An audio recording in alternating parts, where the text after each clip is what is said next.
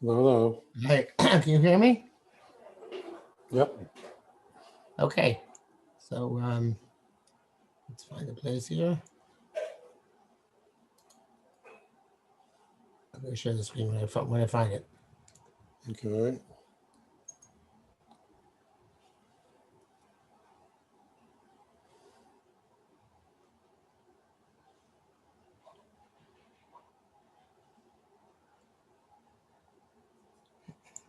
Sorry, it's stuck. Just hopefully unstick itself in a second. Okay. Belinux lo haya kore. What? Belinux lo haya kore, Uh-huh. as they say here.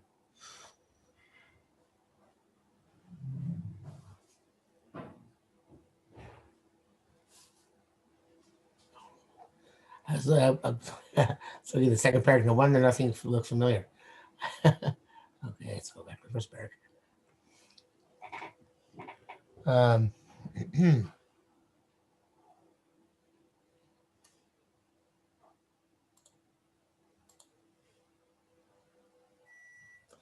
Okay.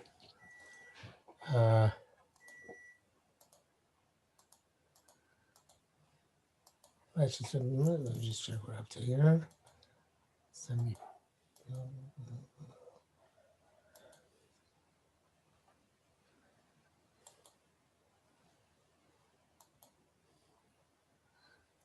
I think we're at the 40. Okay, share screen.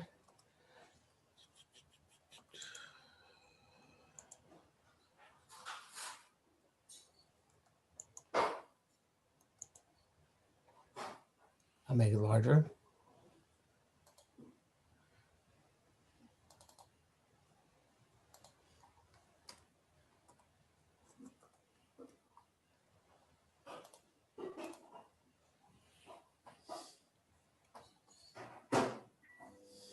Oh.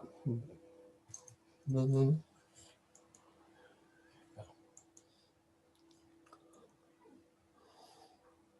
Okay, Shiva Korse Brisen. The seven of the great previous generations who wrought a covenant. Interesting language. Avram, Yitzchak, Yaakov, Moshe, Aaron, Pinchas, David. Avram, see, B'yomu Kras Hashem is Avram Bris. See, Bes Bris Yokim is Yitzchak. Yaakov Bris, see, Bes Chardis Bris Yaakov. Moshe, see, Kiapiad Brim El Karati Chabris Ves Israel. Aaron, see, Bris Melech Olam, he lifnei Hashem. Okay, so these are slightly different. The last couple, right? Because for Moshe it says it's really a bris between Hashem and Bnei Yisrael, right? But Moshe is the conduit. By Aaron, it's really a bris with the Karbanos, but it's Aaron is the conduit. Pinchas Tiv Haisa Lo Zarach Rav Brisko Kunas Olam. David Ksiv Karati Bris Lebchiri Nishbati LeDavid Avdi. Let's see what he says. Shivas. Everything which is of substance under the heavens, have 6 parameters. Malo, mata, arba ruchos. They're cube. A top, bottom, and 4 sides. And besides that, there's the body itself of the thing. Maral has the same approach, but the 7 he doesn't call the object itself, but 7 he calls the nakuda, the internal nakuda in the object, which brings everything together. So you drew lines from all the points on the object towards the middle. That middle point would be the 7th point. Okay. 7th thing. So but he's saying there's the object and its force and its 6 sides. That's where that's where all 7s come from. By the way, 6s come from that too. Obviously, 6 is like Shema Yisrael Shem Elokeinu Shem Echad is 6 words, and the person who says it becomes the 7, which unites all of them. All the point sides of the cube are united. Hashem is the Echon, right? Up and down and all around. That's also uniting the six, the cube. So all sixes and sevens are correlated to the cube and the inner point, or the essence, the thing itself. I just lost my screen. Oh, that's okay. I'm not sure something's. It's not Zoom. It's Opera. Okay. Sheva Yipol Tzadik V'Kam. A tzaddik falls 7 times and rises. Sheva Chotosechem. The Jews are punished 7 times their sins. La Rosa Shleim was saying that this is a gestalt, the totality of the matter. Hey, Leroy Latova, whether for good or for bad. B'chlag Dogi, in all the parameters. Chemi increases a bris. So too in terms of the forging of a covenant. We can have it here a bit. A second.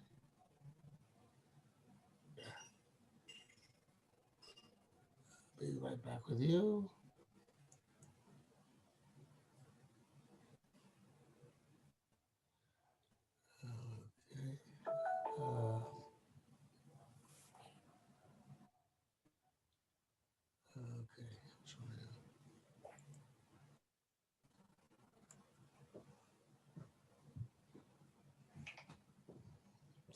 Back up here. Sorry. Okay.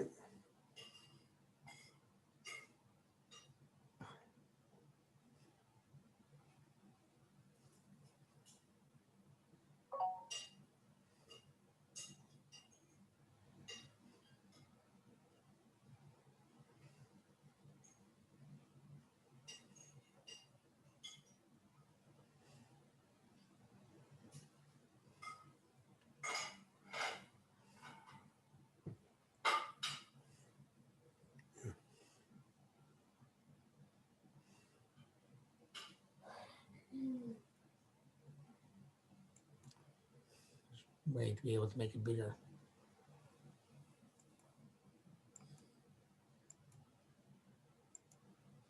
Okay.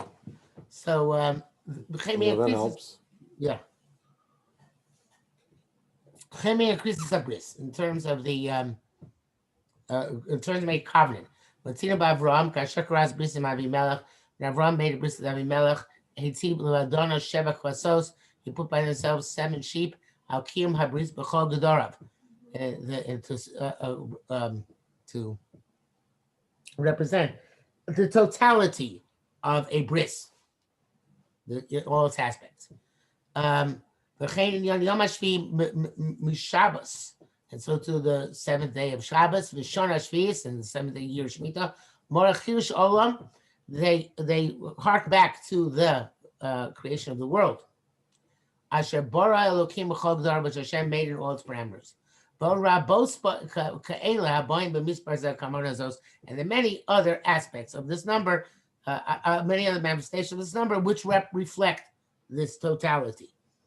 That's why 8 is Lamala Minatepa, right? 8 is 1 more than completion in this world. So therefore, the fulfilling of the making of a covenant, which Hashem made with us, Laros indicates kihu krisas bris the chol gedarav. It's making a covenant in all its parameters. Karas Hashem brisam shiva avos. Hashem made his bris with the 7 avos over Ela Shiva Nichlolim Od Sheba Sphiros. And within 7 there are also 7 spheros. Chachme Emes, which are described by the Chachme Kabbalah, Al Shmam, and by their names, as is known by those who delve into these matters. So that's also the totality. That's called the Zer Anpin. The Zer Anpin is the totality of the miniature countenance, so to speak, is the totality of this world.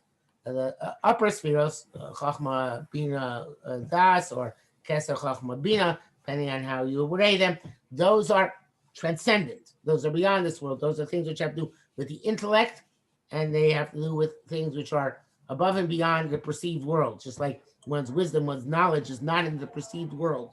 It's not something I can perceive in you, something which I might be able to understand, but it's not something which is tangible. So it's kind of like the eighth. That's why the eighth midah is bina. They count from the bottom up, right? The eighth midah is the eighth sphere is bina, because that bina already goes above the world to understand what's happening.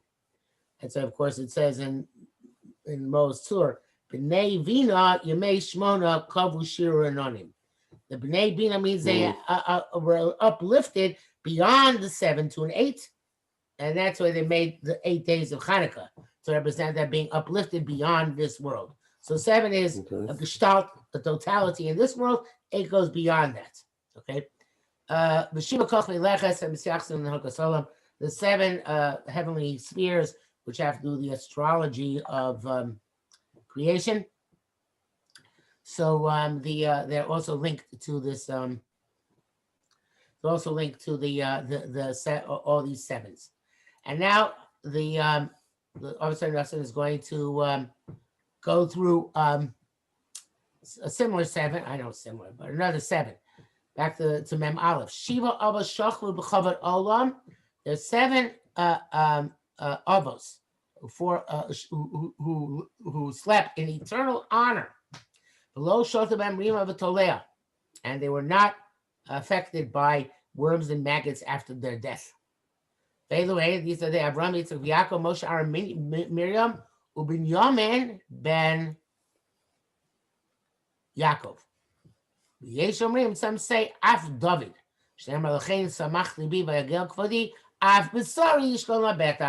So too my flesh will reside forever. Now, this, of course, is a very delicate subject, because the question is, why are there some of us whose bodies are intact and some of us whose bodies are not intact? You know, the Chazal talk about Atzmos Yosef, the bones of Yosef, which seems to indicate that his body was not intact. And certainly many great tzaddikim, their bodies do not remain intact. So it's a very profound issue. Whose zochets remain intact? Okay, so let's see what he says here. Shiva avos shachlu kavod olam. Hakavana shemesu means that they died. Mechana misasam, and it calls their death b'shem kvias olam. Shachvu is a language of, I guess, I never heard that before. It's not Shivas Shachvu. Saying Shivas Shekavu. They're extinguished.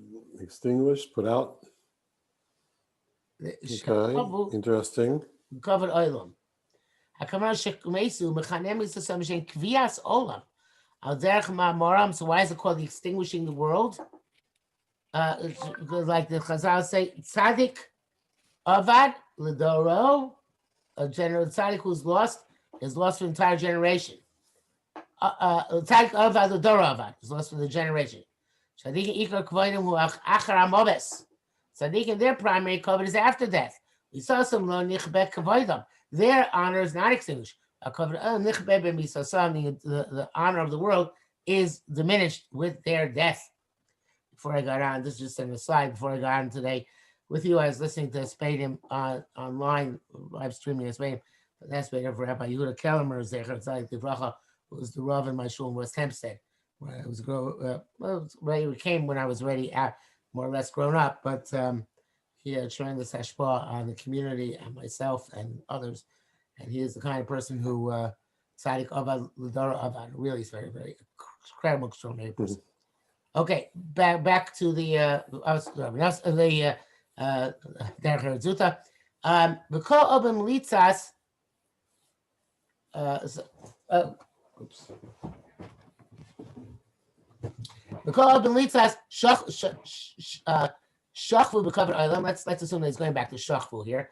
Ma'amarim chazal the tzadikim sheminichim banim, by tzadikim who leave children after them. Nembar b'hem lashon shchiva. Says they're lying. L'fisha chayim gam misasam.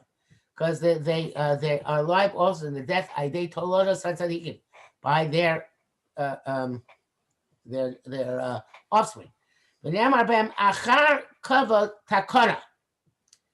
it says achar kavod tikacheni. Sorry, achar kavod tikacheni. You're going to take me. So there's Chavod Olam, which is the honor in this world, which according to this pshat is the progeny that they leave after them.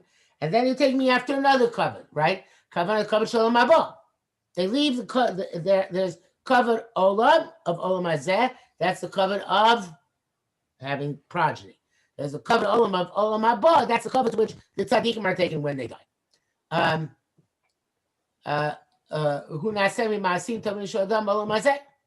that is fashioned, that Kavod of the good deeds of tzaddikim in this world.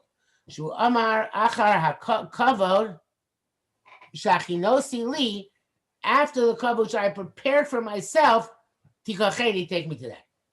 Zel shachvu, so this is shachvu. There's another pshat. B'tchunas shchiva, it's a characteristic of lying down. Lo misa, not death. The kavod olam, an eternal kavod. Shasulem chayim, that which they made in their lifetime. Al pi ma'aseim, based on their deeds.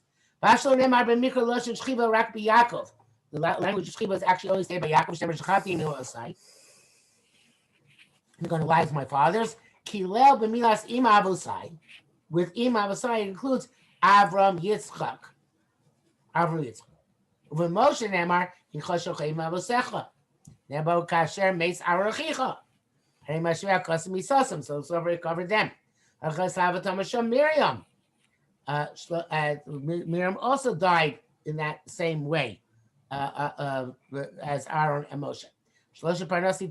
We saw the Jews had three great leaders. Moshe, Aaron, Miriam, Haresh, Yishmael, they equated. He's not mentioned explicitly his death in the Torah. So Shabbos, Basra, Dalid, Arba Mesa Shanachash, the four men who died because of the sin of the snake. In other words, they had no intrinsic sin in themselves, but they would die because death was decreed on mankind, and one of them is Binyamin. So that's why I guess he's mentioned here. I know why the other three are not mentioned here as well. Okay, but anyway, maybe because of this one, because the other one's sheltered by Rima. The low sheltered by Rima of Elohim. Avram Yitzchak Yaakov. I'm going to receive B'hu Bakol Mikol Kol. Only late in life that I really learned that when we say in benching, how's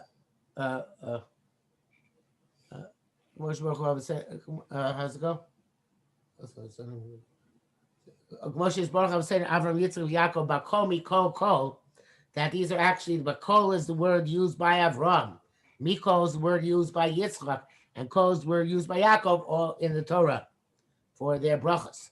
Right. So the brachas of Bakol Mikol Kol, Kavanah Shemilas Kol Torah Al Klolus, it shows that there's a collective existence, which means in this case in intactness, gam achar mavis, even after death. Kasher nama birkas avos, and like it says in the birkas avos, milas kol. We say kol in the first bracha Shemona Esrei.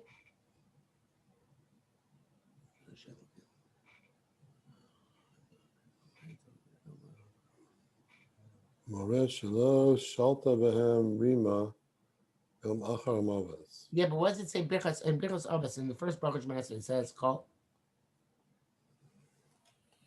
Well, let's look. It's called.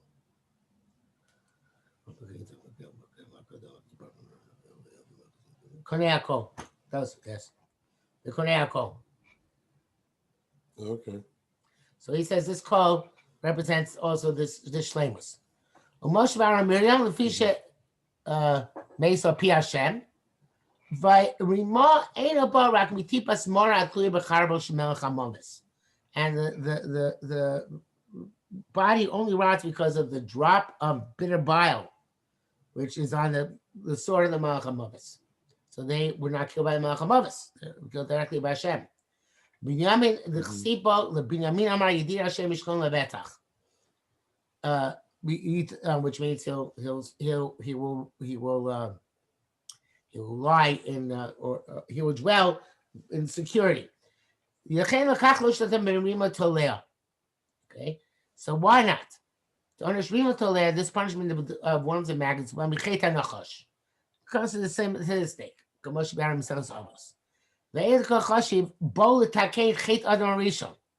These people all came to fix the Chet of Adam Rishon. He was the first fixer. I'm not sure what the Medrash says there, but in any event, Avram somehow sustained or gave some tikkun to Adam. In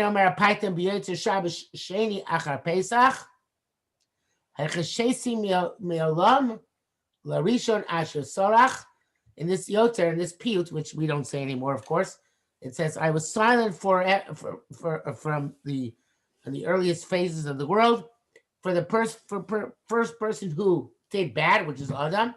When the time came for he who was brought from the rivers, Aram Naharaim, Asher Zarach Mizrach, who rose from the east." So that began the tikkun. Avram began the tikkun for the Chet of Adam Rishon.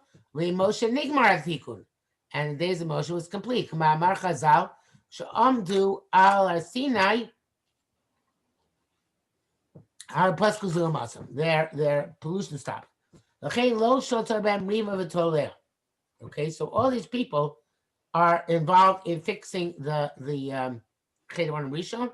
I assume Binyamin because the Beis Hamikdash was built in his portion, and David because he built the Beis Hamikdash. So all these people were involved in bringing about the tikkun for the Chet of Adam Rishon. Pirkei Rabbi Lezer, he said, "The Chol Ador Sheshamu Kol Shekadosh Baruch Bar Sinai, the entire Dar Midbar by Moisem Lo Shotem Rima V'Tolea." When they died, no worms or maggots were able to affect him. Zeu Gamkin Lefi She'oz Nitkan Kilkul Anochash, at least temporarily. Shepaskas U'Amasa, that pollution desisted. V'Achshar Chezek Chazu LeKilkul Memaisa Ego, even afterwards they went back to with the Maisa Ego to their original destruction. In Kolzeh, nevertheless, anyways, Yachis old owners are now they already are free of that punishment. Okay, so the anybody who's plays a significant role in Tikkun the Chet of Adam Rishon, has this schus of having their body intact. I'm not sure I'm happy. I would suffice with that explanation. I'm sure there's something more esoteric about it. Why these and not others? But I think his idea is the core of understanding. There are certain tikkunim which are made by these people, what they accomplished in the world, which therefore gave them the schus of the body not being deteriorating after the time of their death. Okay. Tisha nichnasu b'Gan Eden. 9 people went into Gan Eden without having to go through death. Anyway, Chanoch ben Yared, Chanoch and Sefer Precious, Elio Umashiach, Eliezer Eved Avram, Bechiram Melech Tzor, the Eved Melech Akushi, the Yavetz Benosh Rabbi Ranasi, Upasya ben Pasparo, Uveserach Bas Osher, the Yesh Omim Afra Bishur ben Levi. That's actually strong more exubis.